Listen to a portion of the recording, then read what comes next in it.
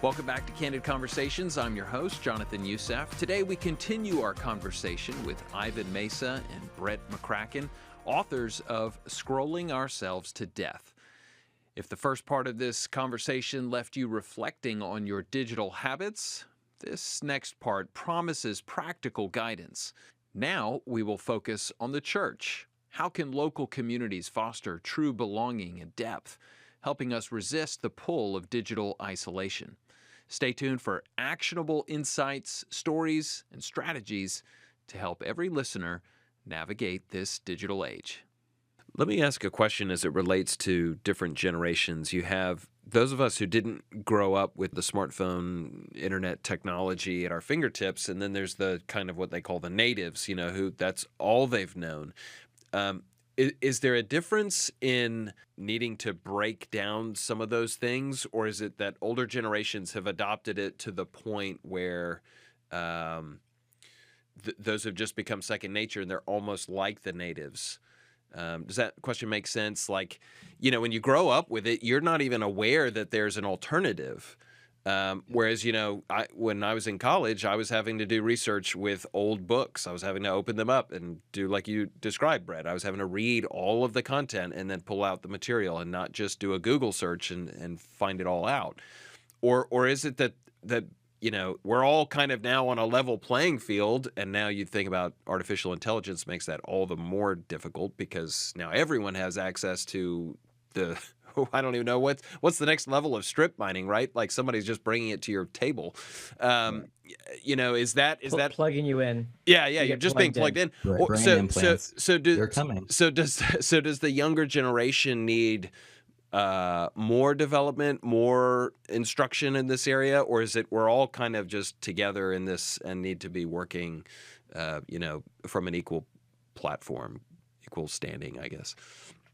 I think that's a great question. My initial thought is both and. I think there is a certain kind of Gen Z-ification of all generations that when you think about even my boomer parents, in-laws, like the reality is every generation.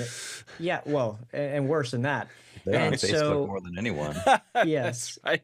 And so I think there's a certain trivialization that comes with social media that affects all generations in greater or lesser ways. So I think there is that.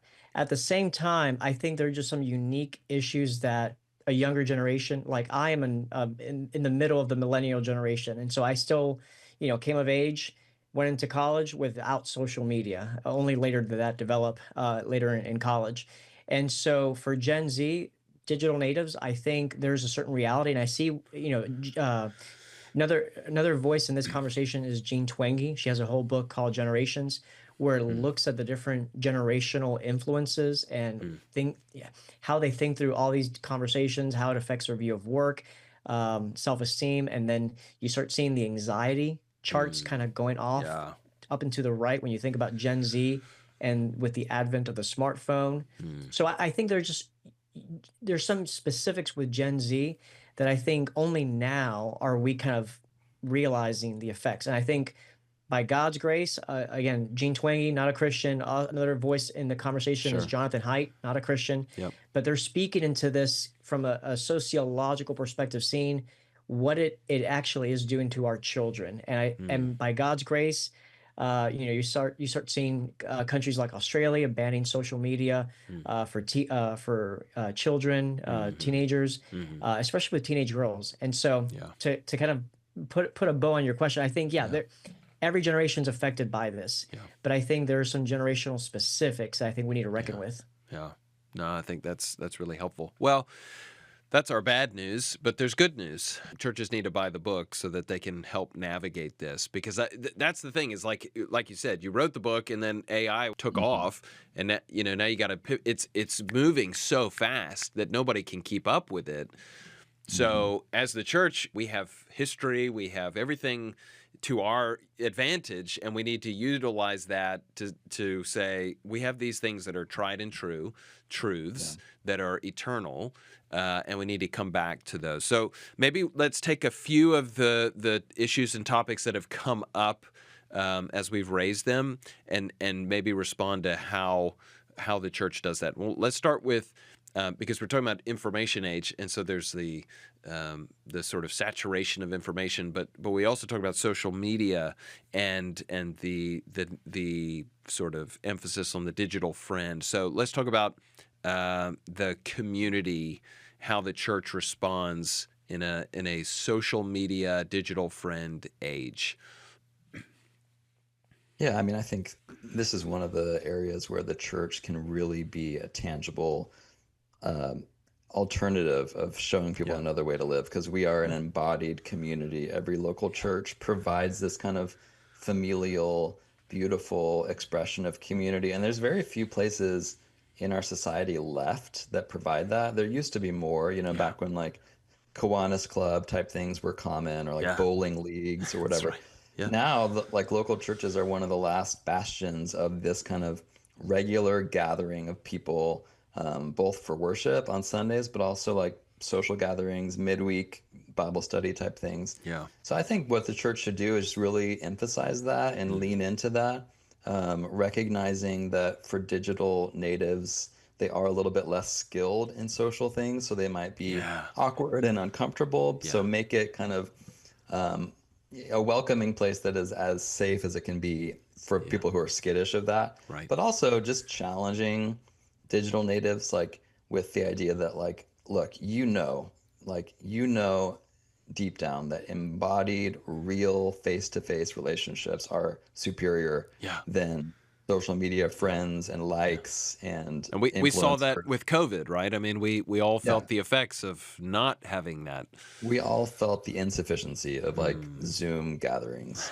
So be honest about that and just challenge people, like Mm. come gather together in person. That this is how you were made. Yeah. God created you as an embodied being, not Yeah. just a cerebral kind of brain on a stick, who can interact behind avatars with unseen people. Yeah. So yeah, I would say the church should just lean into what it has done for 2,000 years in the community department, which is brother and sister gathering together shoulder to shoulder. Yeah. you know I would say on Sunday mornings, like one practical tip that I've been giving churches is make sure your greeting time is like pretty long, like Yeah. not just 30 seconds of like shake hands with the person next to you, Right. but like in my church we have like 5 minutes of that in the middle of our service. Yeah. Just kind of like make it kind of slightly uncomfortable for people, but Makes them get up and forcing go. them Yeah. Yeah. forcing them to kind of get to know each other, and then make space before and after the service for social lingering and gathering, Yeah. whether it's through like a good coffee offering, donuts, or whatever, Yeah. because we need to really work hard in an age of loneliness that we live in to retrain people in the art of small talk and embodied social interactions. Yeah. That brings up an interesting point that I'm thinking, which is I think you're right. I think older generations can look at Gen Z and say they don't know how to make eye contact. They don't know how to have a conversation. They don't, and so then it becomes this heavy judgmental, and then all that's going to do is push them further out, even out of the church, but at least into the fringes. Whereas we need to have this mentality of how do we they're only the product of their age, right? This isn't a fault of anyone's. So how do we, and some of them are coming out of, just pagan backgrounds. They've never really understood church. This is all new to them. So how do we have that heart of welcoming, love, care? They may not have the skills to be able to do this. So how do our people be prepared to actually help them in that process, that it can become a strength for them rather than kind of belittling and kind of walking away and thinking, I don't know how to talk to that guy. That's a really helpful thing I think churches probably need to store in the back of their minds. Maybe put someone in charge of your welcoming crew that's got a heart for that. So we've talked about the social media. Then there's, something that you guys talk about in the book, just the overwhelming sort of oversaturation of information. How do we handle that as a church? How do we navigate that with our people? I mean, Brett has a whole chapter on that topic, so I think he can speak well to that. But I think, one of the things that personally I have to just remind myself is going back to what I said earlier about kind of the illusion that the online connections are the most important thing, or just awareness of everything online, sometimes it comes to the exclusion of the embodied realities of my life. And I think sometimes I'm so worked up about XYZ in the world that I really can't do anything about. And yet my neighbor in need who's struggling, or a friend who's Yeah. going through depression, Yeah. or a child who needs my attention because I'm scrolling myself to death in that moment. Like those are the realities that call for my attention that I actually could do something about. That's not to say that those things don't matter, that I shouldn't have opinions on them, that they're, I can vote in a certain way to affect an outcome. But I think one of the lies of our social media age is that that is the end all be all. And as if awareness of everything, this kind of pseudo omniscience, Yeah. Yeah. actually makes a difference in my life. Yeah. When in reality is God has called me to be a husband Yeah. of my wife, a father, a church member. Yeah.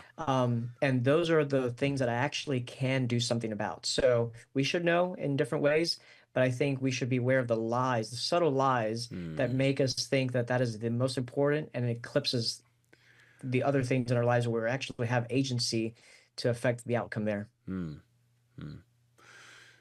Brett, I'm sure you've got Well, contribution. yeah, I read your chapter, and I think yeah. it's great.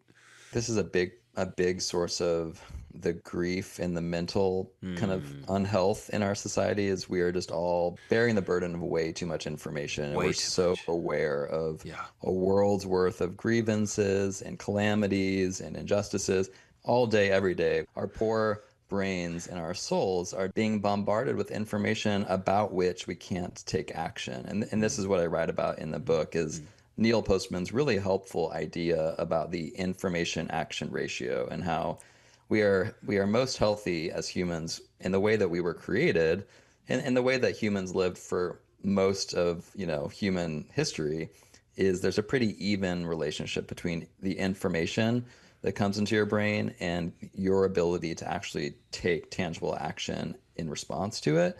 But mass media and the internet has really changed all that. And so I think as churches, we really need to encourage people, one, to really audit their information diet and to make sure they're not kind of ODing on information to an unhealthy extent, doom scrolling, kind of Yeah.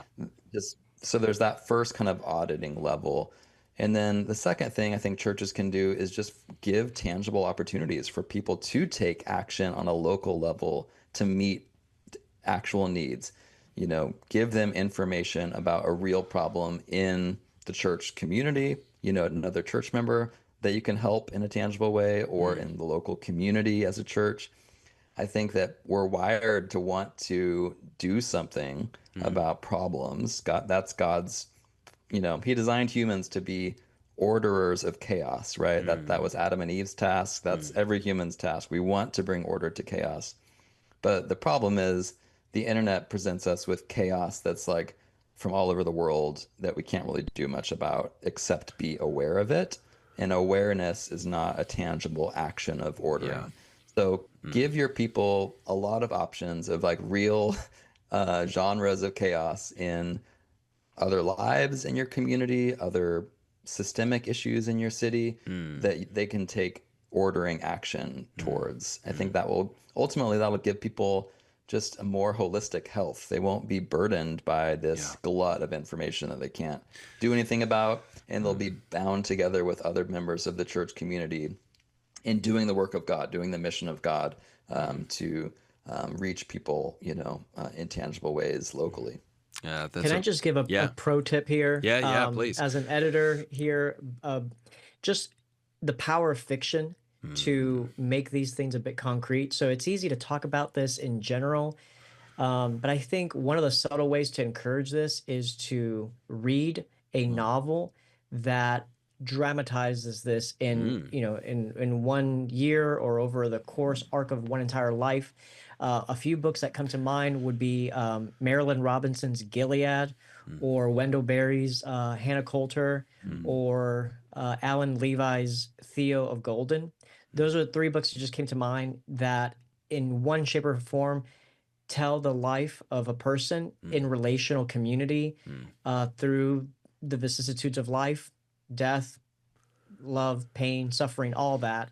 And I think when you see that in fiction, it actually subtly works in your sanctified imagination Yeah. to remind you what really matters is loving the people around me, serving at great cost to myself, sacrifice my own desires for the well-being of others. So I think that's just one thing that I've seen in my own life. I've seen that in friends' life, the power of fiction to give you more imaginative plausibility structures. It's a big fantasy term, but basically to help you see this somewhere else It in can some be other a shape or reality. fashion. Yeah. Yeah, exactly. And to encourage your own when you close that book to then live that out in your own world. And it helps you desire it. I think that we will take action as a way to follow our desires and what we love. And I totally love that point. I've been like, the more I read Wendell Berry, the more I want to live a more local life where Right. I'm embedded in a local community of people I didn't choose, right? And that's one thing that social media gives us, this illusion of like, you can kind of curate your community perfectly, and you can like ghost anyone who says something you don't like, and they can be out of your life. Not You how can the cut world off your works, right? parents. Yeah. You can cut off your parents if they don't affirm every choice you make. But like, God created community to be this given thing. It's like the givenness of the people you are placed in. First and foremost, the family you're born in, which you didn't choose, but then like the community that you find yourself in life. It's a beautiful thing that's out of your control. And yeah, I just think the more that we can like get people's imaginations through fiction, other stories, just seeing the beauty in that and desiring that, the easier it will be for them to kind of recognize, oh yeah, digital, faux community isn't the best thing for me. Yeah. Okay, I'm going to ask you to put your prophet hats on for a minute. What does the next 40 years potentially look like? Or you could even do 5 or 10 if you wanted to. I mean, we talked about just the speed with which things change. But if you had to kind of prognosticate a little bit about what's coming down towards us, what are some of the things that you would be would want Christians to be considerate of?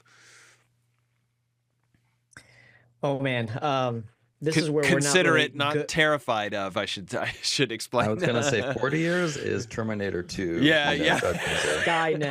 Skynet descends. There's a movie Wasn't about the it. year 28 for Skynet? So We're there so you go. close. We're getting close. Yeah.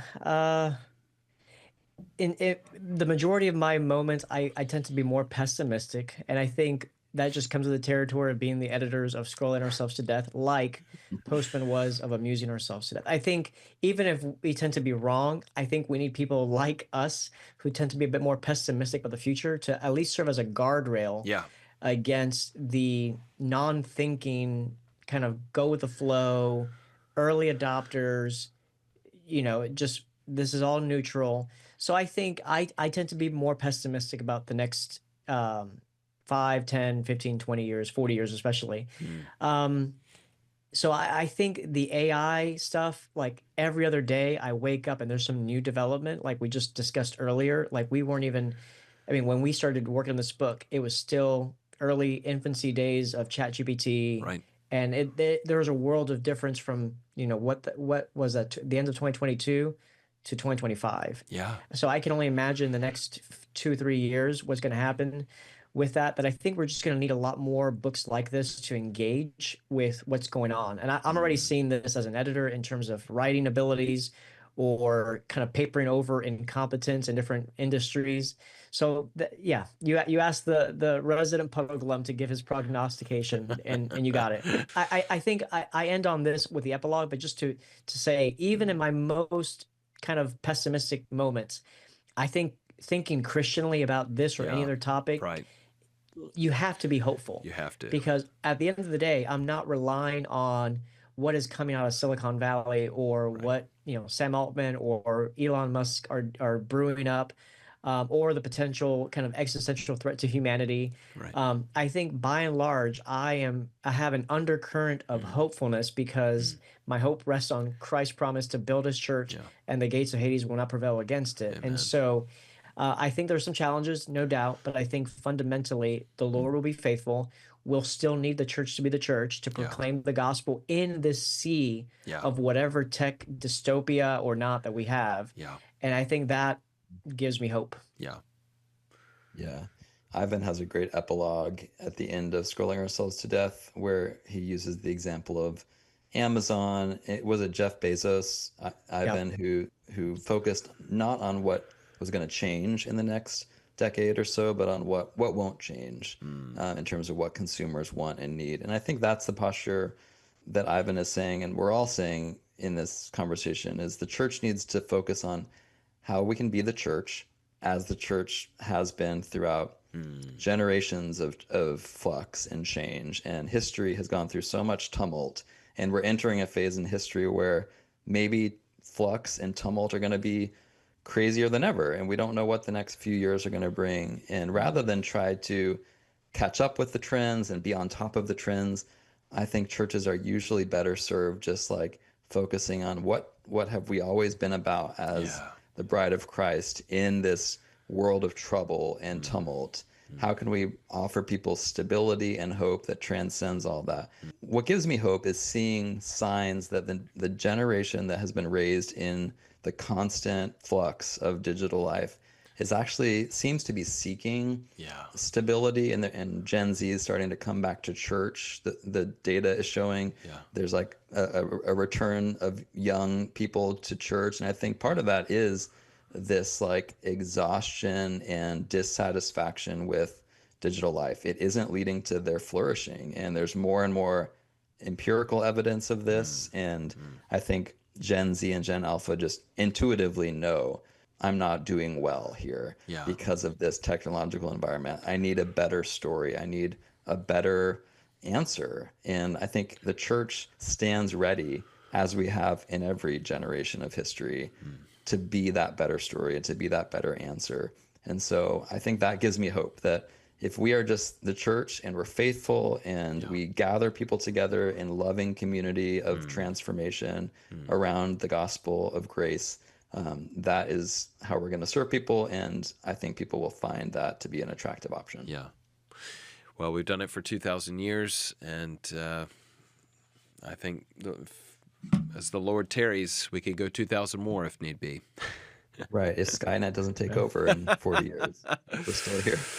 Well, my guests are Brett McCracken and Ivan Mesa. They're the editors of Scrolling Ourselves to Death, Reclaiming Life in a Digital Age. Brothers, thank you so much for taking the time to join us on Candid Conversations. My joy. As we wrap up, I hope today's conversation sparks fresh reflection on your own digital habits and points you toward intentional changes for spiritual and relational thriving. Remember, reclaiming life in a digital age is a journey, not a quick fix, but one we take together as the body of Christ. Remember to get your copy of Scrolling Ourselves to Death, and most importantly, share your thoughts with us by completing our listener survey. Your feedback is invaluable as we continue candid conversations, seeking wisdom, hope, and faith founded in Christ in a fast-moving world. Thanks for listening. We'll see you next time.